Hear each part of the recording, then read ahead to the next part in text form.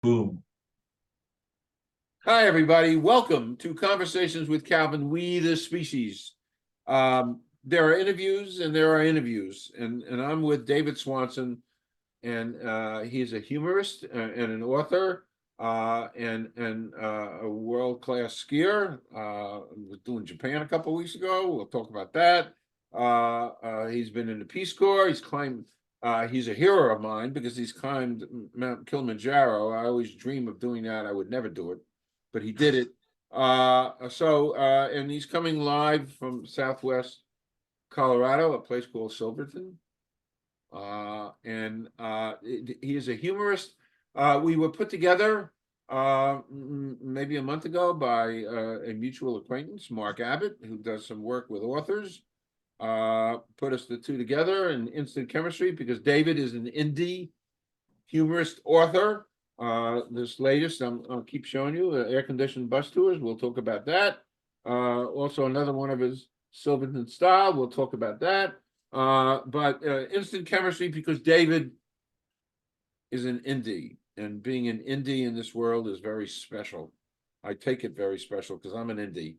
I'm an indie. I just published There's a Tortoise in My Hair, a little which got rave reviews from Kirkus, and so did David. Talk about that too. Great reviews. I read it. So this is my you'll understand this. This is my Johnny Carson monologue, which is not necessarily humorous, but it is what it is. So I'm done with my monologue. David, why don't you introduce yourself and do a little bit of a background bio piece? Take it away, David. Okay. I want to try and be brief, but I can tend to be very verbose. That's the type, when I write stuff, I go a little bit overboard. But I have an interesting background because my father is from northern Italy. He was Trentini, the Dolomite region of northern Italy. My mom's family, my mom actually grew up in Shanghai, China, and she was what they used to call Macanese. Those are Portuguese people that lived in China, in Macau, Hong Kong, that type of thing. And they had been there for 6 generations. But then when the communists took over in 1947, they, over a period of time, over a 2 or 3 year period, they kind of told the people in my mom's family, well, you're not Chinese, you got to get out of our country. So a lot of them settled into the Bay Area on the west coast of California, San Francisco, Oakland, that area. Now, but my sisters and I, we grew up in a very, very interesting background because the place that we grew up in was Silverton. And it's a small little mountain town up in the in the San Juan Mountains of Colorado, 9,318 feet. So it was pretty high up there, But when we were growing up, we used to go on these yearly trips out to California to see my mom's family, and that had a huge influence. There were a number of things that influenced my life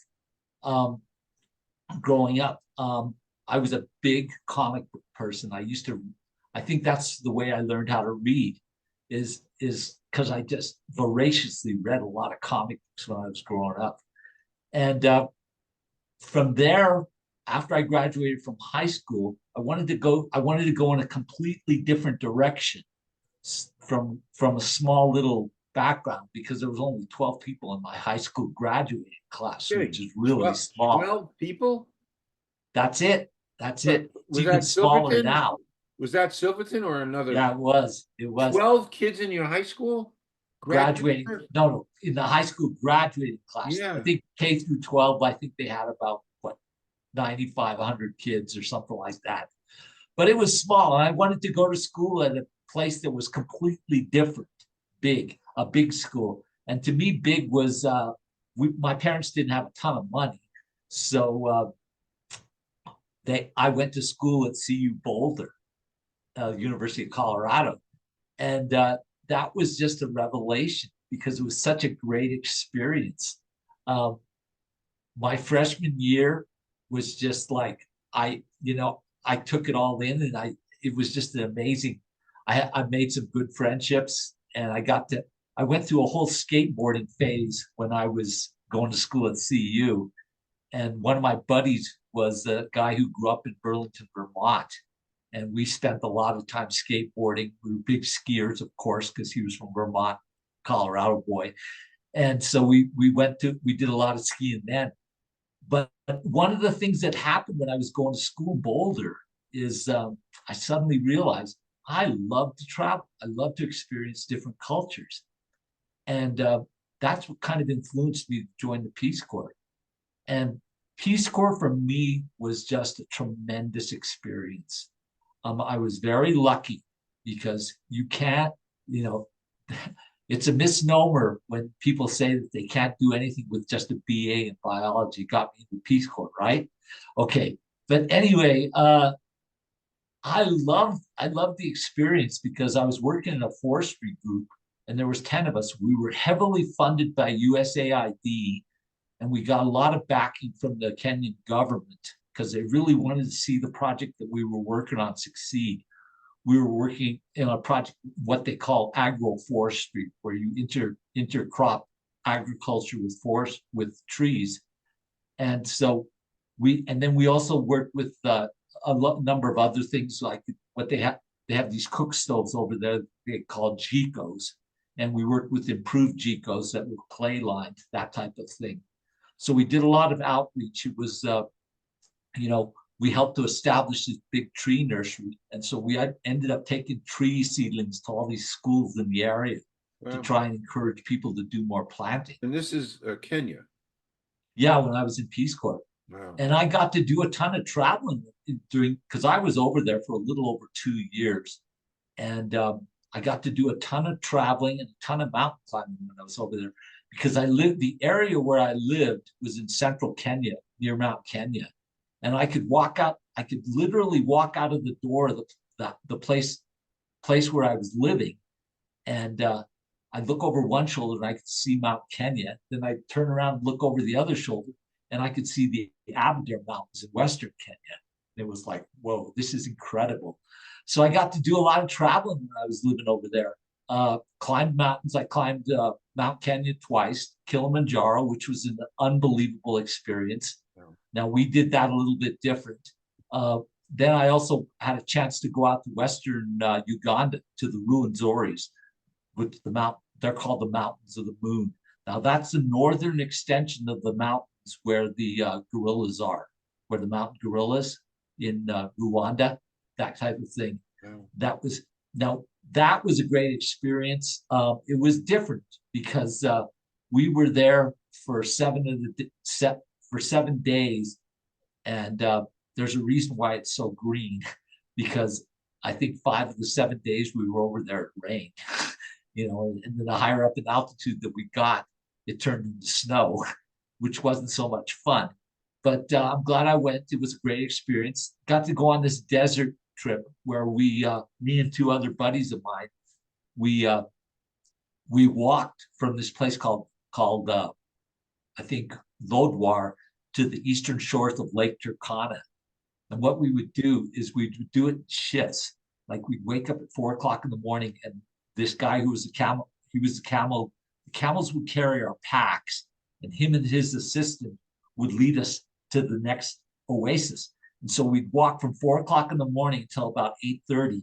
And then when we got to this oasis, we'd settle down during the heat of the day. And then at 4 o'clock in the afternoon, we pack everything back up and walk until 8 o'clock at night. So we did it in 2 shifts, and it took us like 6 days to get to the eastern shores of Lake Turkana, which was really incredible. We want to move on. By the way, I could talk to you for hours just on this stuff. I mean, your adventures and seeing and doing some of the things you did is like priceless kind of stuff.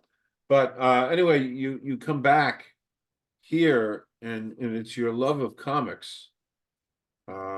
It's your love of comics because you grew up with it that propelled you to go to comic book school here in New Jersey, correct? Yeah, that's what happened. Is after I got out of Peace Corps, came back to the States, I saved up enough money to go so I went to cartoon art school, and the art school that I went to was in Dover, New Jersey. and it was called the Kubert School of Graphic Arts, Cartooning and Graphic Arts. And I think they're still existing. I don't know. But what happened is I moved to northern New Jersey. I got to know the area. I got to know the East Coast pretty well because I would go into the city a lot, went up to Boston, Philadelphia, that type of thing. That was a great experience. I loved that as well. But one thing it did, I love artwork, but after a while, because after I graduated, I worked for a few years doing graphic artwork, is that I was more interested in moving in another direction. Art was something that I enjoyed, but I could kind of take it or leave it. I wasn't passionate about it. And that's what kind of gravitated me towards writing. What happened is I was living in Telluride, Colorado, which is on the other side of the mountain from Silverton. And I was a caretaker for this, what we used to call McMansions. It was this big, beautiful house, and I was a caretaker for it. And I did that for 16 years when I was living over there. Wow. And what happened is there was an article in the newspaper because I was working as a graphic artist at this newspaper. And I naively thought to myself, I read the article and I thought, I can do better than this. And that's kind of one of the things that influenced me to start writing.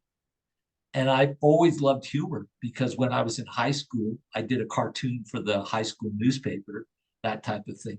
And the comic books thing, So that's what got me to start writing. And that was 25 years ago.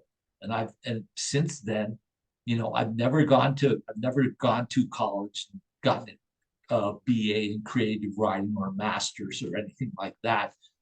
It was kind of like just pull yourself up by your bootstraps and just do what you can, And I think that, the first stuff that I wrote for the first few years, it was pure garbage, and I like to tell people it smelled as bad as a dumpster outside of a daycare center. But it was just eventually I started getting better because the more you practice doing something, the better you get. And in those 25 years, I've written 6 novel-length manuscripts, and only the last 2 are worthy of actually being publishable because they were heavily edited, that type of thing. This manuscript that I've got now, Air-Conditioned Bus Tours, which I want to show people. They can. How about talking about that?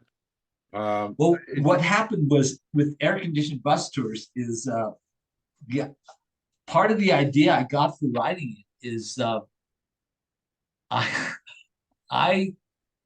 people have different philosophies about traveling and the way that they do it. Some people like to be wined and dined and, be in a gated resort, that type of thing, and have everything done for them. Other people like to do things a little bit more rough and ready. That's the backpacker type of tours. And that's kind of the idea that I got for this novel. And I started writing it, and then I got through the first draft, and then I got it in the hands of an editor, and she gave me a critique back, and I rewrote it again based on her critique and what she had told me. And then right after that, the pandemic happened, and it was boom. Everything changed. Everything got flipped upside down, and finally, as things started to get, I guess you could call, back to normal again after the pandemic in 2021, 22, I started thinking to myself, well,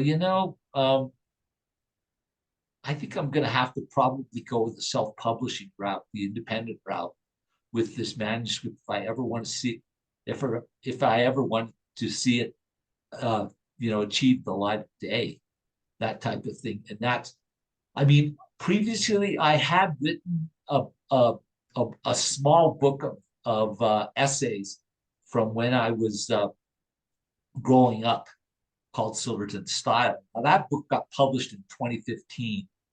And what happened there is I loved the experience, but I was going raw, and I worked with a small independent publisher, and she kind of got me in the right and I had to collate these essays, that type of thing.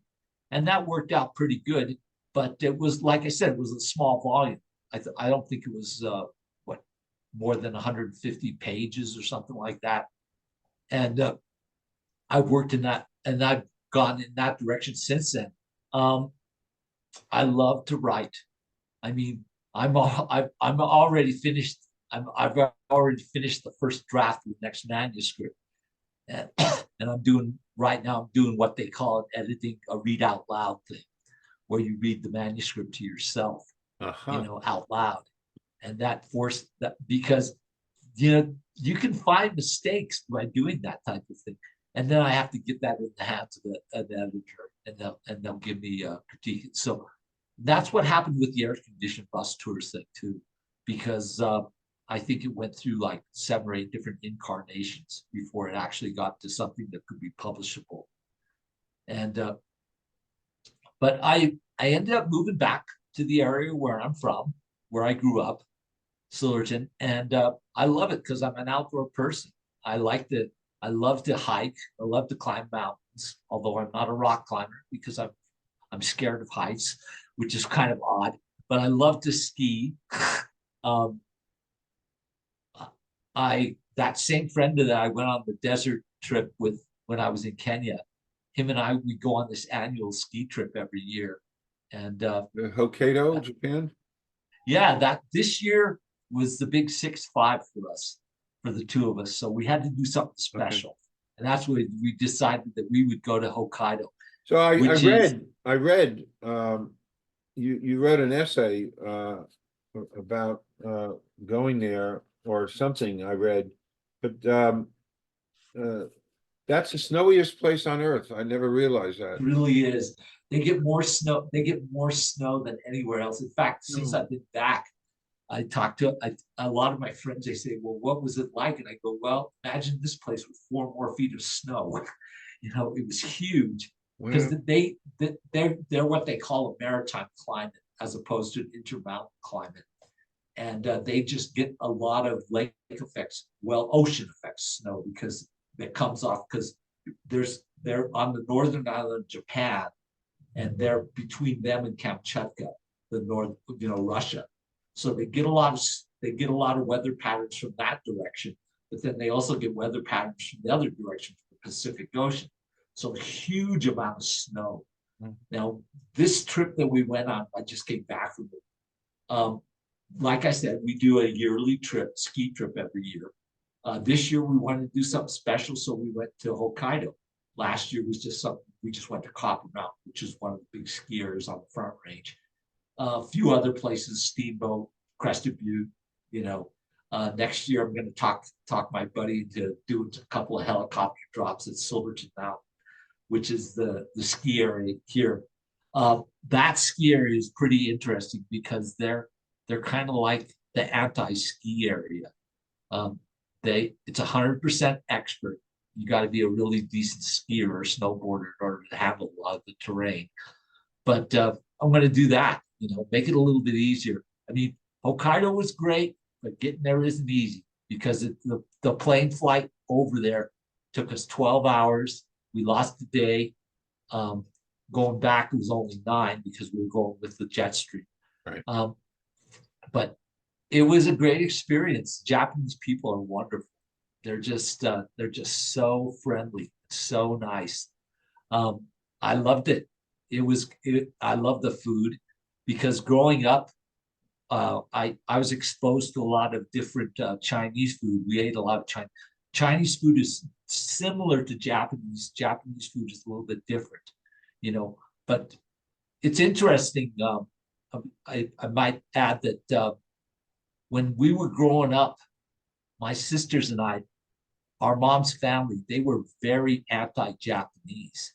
And the whole reason they were anti-Japanese is because they witnessed the rape of what they call the rape of Nanking when the Japanese invaded China.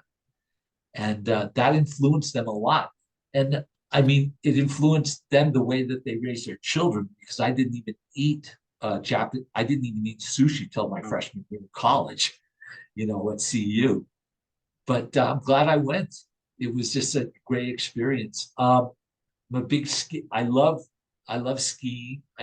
You know, whereas a lot of people, just as a side note, whereas a lot of people, they they'll go to websites to find out what the basketball scores are, or things like that. Uh, in the wintertime, I'm constantly going to the FIS, Federation of International Skiing, to find out what the results are of the World Cup race, that Wow. kind of thing. Wow. And Colorado is a great place to experience those types of things because there are a lot of people that really enjoy that type. You know, very outdoor oriented state. I mean, a lot of Yeah, of people in course. Colorado. Of course. I mean, I want you to, I want to, go off topic, a bit now, and sure. there's a couple of like off topic questions I like to ask. This is one of my favorite. So here goes. You don't have to answer it. Don't want to. You can. You don't have to. But here it is. Excluding family or friends, somebody living or dead you'd like to spend a day with. Like to spend the day with. Oh gosh. I guess it would depend on your perspective because I'm a big rock and roll person, but I think it'd be cool to spend a day with Mick Jagger or Keith Richards, um, or Bruce Springsteen, Sure. or somebody new like I don't know, Jason Isbell. But I mean, if you look at it from a writing perspective, Mark Twain, if he was, or some of the new guys. For me, some of the newer guys like Chris. Oh gosh, uh, just I don't know. James Thurber would be another one. Sure. It They're it great just, I humorists. mean, it just depends on your perspective Right. from a mountain climbing skiing perspective. Sure. Somebody like Glenn Plake or Michaela Schifrin or somebody like that, you know, because there's so much variety. There's just, I mean, just so many different perspectives. You You know, know, that my next question, actually, and you answered that fine. There's no answer to that. It's just a cute question. One of the things on my list, we found out part of our commonality, in the author kind of stuff, and age-wise, we're kind of in the same genre. Um, but we also discovered that we like old movies, and I know you're a big old movie person, and you I'm even a movie person in general because yeah, based on the time that I lived in Telluride, I still do it now, even they though have a film festival there, right? The Telluride Film. yeah, the Telluride Film Festival. I've been one of the volunteer taxi drivers for the past 15 years. And I've had some great experiences. I've gotten to meet some unbelievable Wow, celebrities, that type of wow. thing. That's been cool. That's been really cool. And the whole reason I keep doing it year in and year out is because I love to watch movies. And I love old movies, but some of the new ones I like too, like just this year, the movies that I really liked was Oppenheimer Same and here. Killers of the Flower Moon. I mean, I like Barbie. Barbie was a different type of movie than Oppenheimer. Barbie was more of a. I'm a big Greta Gerwig fan. I like her stuff. So but you can't compare that. That's like comparing apples and oranges. They're both fruit, but they're Right. different things. Old movies. I mean, I think one of my favorite old movies is Lawrence of Arabia or Casablanca. I don't know. I just love, and I just love the way those movies were put together. New movies. One of my favorites is Slumdog Millionaire. I love that movie. Um, and it's Danny Boyle is just great. He's one of my favorites. Um, so it's kind of like this whole thing with my lifestyle is I have this huge hodgepodge of different things different interests that I really enjoy. Um, but I think the main interest is the whole humorous writing thing. I love to write. I mean, I mean, I don't know. I don't want to sound arrogant or anything, but when people talk about experiencing writer's block, it's like, well, I guess I don't really experience writer's block. I don't know what that is. Maybe I haven't been taking enough drugs or something. But I've I had can it. just, I can literally sit down and just write and write and write, you know, That's a huge gift. amounts. It's a And gift. I feel very fortunate that I'm in that position. Um, I don't lack for ideas because whenever I'm thinking of a new manuscript or something, or a short story or something, the ideas just pop into my head. And I think about how I'm going to put it together. Who's going to be the main character? What's going to be the conflict? That type of thing. You I know, really you're a humorist, and I love humor. I love comedy. But I find, and I don't, and I should write. I've written two novels now, and most of my journalism has been serious stuff all these years. These 12 years I've been a journalist. But I think the fact that you're a humorist, and I think writing humor, uh, it's really hard to do. I think it's hard. And I think Well, I do yeah. have to agree with you on that because there are times when I'm putting something together, and I'm thinking, well, how can I do this to make it, more what people. The problem with humor is it's a very subjective thing because what some people enjoy, other people will say, I don't understand this. I don't know why you like this. What do you see in this? That type of thing. Um, but there are so many great comedians out there. I love to watch Saturday Night Live. The Daily Show is one of my favorite things. Um, it's just, and there are a lot of great actors, humorous actors, and humorous writers.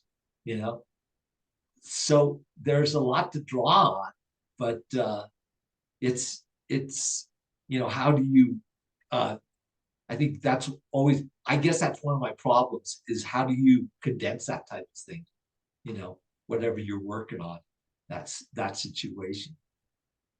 Um. Anyway, by the way, Casablanca changed my life. I think I told you that last week when we were chatting. Uh, my love of Casablanca is obsessive. And actually, here's a humorous story. A few years, 2016, 17, the family went to the Middle East, and it was a long flight. And because I'm so tall, I have to sit in first class. I don't fit. I It's a guess long, that's a good thing actually. well, it is. It's an Make sure expensive you're wearing good your thing. platform shoes when you go to the airport. It's expensive because I just don't fit in those seats, so I have to sit in first class. In first class, when the plane took off, I looked to see what kind of movies they had, and there were a whole bunch of different channels because it was first class. But there was Casablanca, and I Oh said, "Oh wow. wow, this is a long flight. I'm watching Casablanca," and I watched it. And then we had dinner and bum bum bum, and then still had like 4 or 5 more hours to go, so I watched it again. Ooh. I watched it twice flying, and then coming home, I went right to the thing and I watched Casablanca for a third time Oh my gosh. and the fourth time. So I Oh, saw it whoa. 4 times, and you discover, uh, David, you discover things.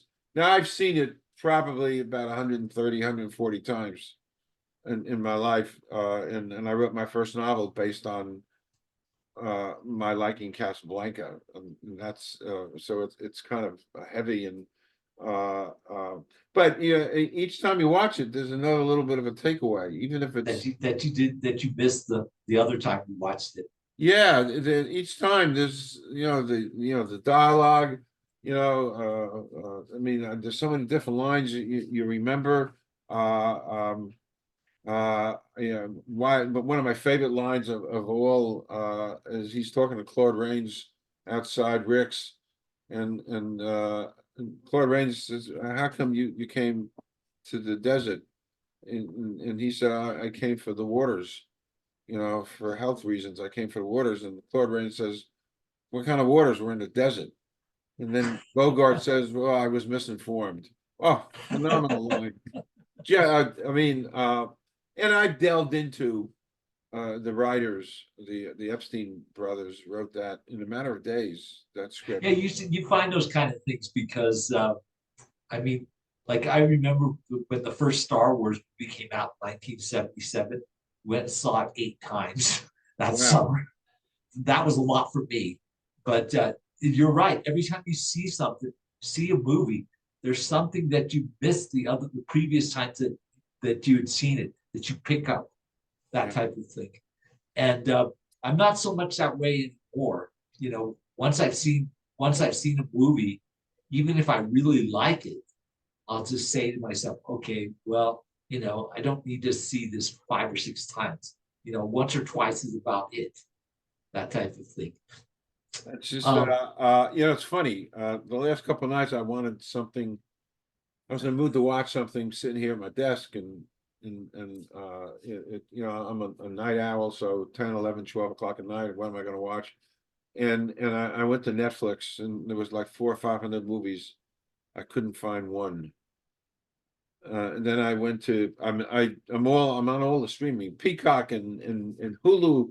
And I wound up watching I was so desperate just to watch something. Uh so I watched, I think I mentioned to you before, A League of Their Own, oh, okay, okay. which I love.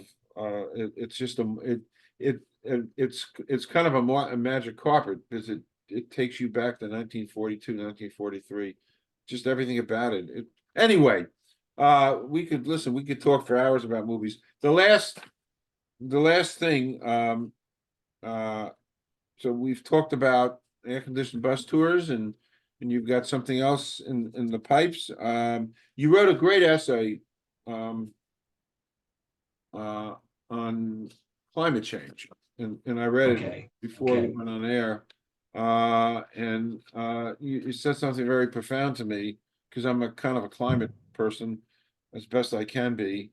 I've been committed to the environment for a long time, since 1970, the first Earth Uh-huh. Day. I went to first Earth Day, April 22nd, 1970, and then in 1975, in a commitment to animals and in the commitment to the environment. I know that cows eat a lot of grass, and it takes tons of water to water the grass, to eat the grass. Resources, yeah. So the McDonald's can then The slaughter American cows embassies, we and used to make call it hamburgers. that. But in the middle of all that, cows emit a tremendous amount of methane that goes up there. So I decided, with all these things in mind, that in 1975 I said, I think I'm done with red meat.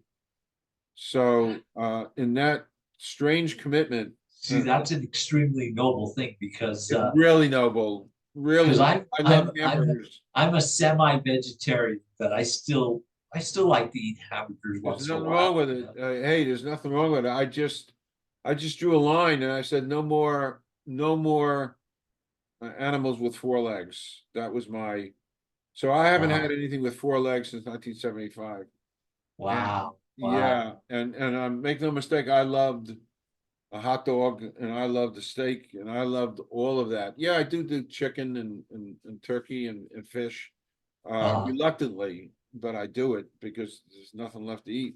Uh, um, but it did change the course of my life a bit, that climate thought, because a few years ago I had my coronary arteries looked at.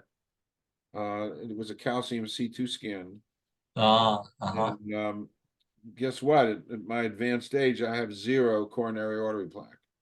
So which Okay. means the blood is flowing all over here unimpeded, and it's flowing all up here Uh-huh. Uh-huh. unimpeded. And so I for think that's me, that it worked. So that could you just a couple of thoughts about your observations? And you're in God's country for sure. 9,000 feet up, and I can't even imagine what you the you're the the, seeing. ba- the You're scary thing about global warming more than anything else is it's affecting everybody everywhere. you talk to somebody that lives in, Florida, and they'll say that there's this, the tides are getting worse and worse, and that areas are getting flooded even on sunny, dry days, that type of thing. So it's affecting all of us out here in the West, uh, because we have such, because we're fairly dry environment. Um, the area where I live, we have these monsoons that would come up from the Gulf of Mexico, and they would circle around, hit the Four Corners area, Colorado, Utah, Mexico, and Arizona. And that would happen like clockwork every summer in July. Those types of things are not happening so much anymore. It's just getting drier and hotter, and the winters are getting shorter and shorter. And you guys experienced some really short. You didn't really have much of a winter on the East Coast this year. 3 years we've had almost no snow. 3 years. That is scary Yeah, because it's really scary. one Literally, of my friends is a playwright that he spends his winters in New York City trying to pursue his craft, but then he comes out west and he stays in Colorado at my place in the summertime. And he works with a theater program, that type of thing. And what he told me last winter was was like you said, they didn't have any snow, never got cold. no. So the global warming thing, I don't know, it's scary. Um, you do what you can. Like you said that you become a vegetarian, that type of thing. Flexitarian. Yeah, and I try to do what I can. I'm, I mean, I'm a bit of a hypocrite because I mean, going on all these ski trips, like, I mean, my carbon footprint goes through Yeah. the roof when those kind of things happen. I love to travel. I mean, 5 years ago, I went back to Kenya for a visit, and that's halfway around the world there. Same type of thing, and you know, but you try to live right. You go to the grocery store and you bring a canvas bag to carry your whatever you buy home, and then you try to recycle. Although I don't think recycling really works. You try to do other things. I am not a vegetarian, but I do eat vegetables all the time, and I'm just I I try my lifestyle. I try to be I try to take short showers, not these long things, not like these 20, 30-minute showers, that type of thing, because water is a very precious resource. And out here in the West, it's much more so for us than it is for folks in the Midwest, with that they can draw off the Great Lakes. It's a different type of situation. Um, anyway, this friend of mine that spends his winters in New York, he does this fringe global warming festival in New York City. And he asked me to write this essay saying how global warming was affecting the area. Now, I wrote the essay in 2019, right before the pandemic, but that changed everything since then. You know, um, it's really scary with global warming because I mean, we've got all these problems. Putin wants to destroy Ukraine. They're fighting like cats and dogs in the Middle East. That type of thing. Um, I feel like we are addressing some of the issues with global warming, but I know a lot of it's being ignored, which is scary. And you want to provide an environment for your grandchildren, your children's children, uh, that type of thing. You want it to be safe and clean. And I don't know. I mean, I guess you could take a fatalistic approach and look at it from that perspective. Um, I don't know what global warming could do. Could be a scary thing. We're gonna leave it at that. And that's but anyway, just in final, just to remind everybody, air conditioned bus tours, great review from Kirkus. It was a fun review to read, actually. I got a kick out of it for Oh, reasons that thanks. we talked about. So air-conditioned bus tours, also in your Silverton style. Anyway, David, this has been wonderful.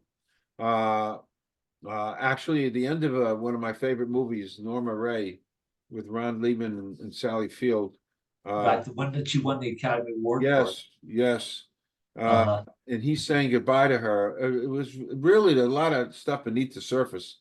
You know, they loved each other, and but they came from two different worlds. He's a New Yorker, and she's, you know, a Southerner, and they could never bridge that gap. Uh, Right, uh, right. but what he said, knowing you, and I remember this, knowing you has been sumptuous. So knowing you, David, has been sumptuous. We've had a good Oh, thank time. you. Thanks very So, much. yep, I've had a great time, and the times we've zoomed, and I got to know you, and you know our bonding because we're indie authors, really important. So I'm officially inviting you to come back. We can get some folks together and talk about Kilimanjaro, whatever. So come back. Oh, Uh, we could talk about a lot of things. We could yeah, talk about we World Cup can. skiing. But anyway, thank you so much for being here, your time, your graciousness, for getting over to the library to do this. I think that's great. And please come back and don't leave. I'm just going to stop recording. Don't Okay, leave. okay. Thank you, David. I promise not to leave, although maybe you want me to No, we're good. leave.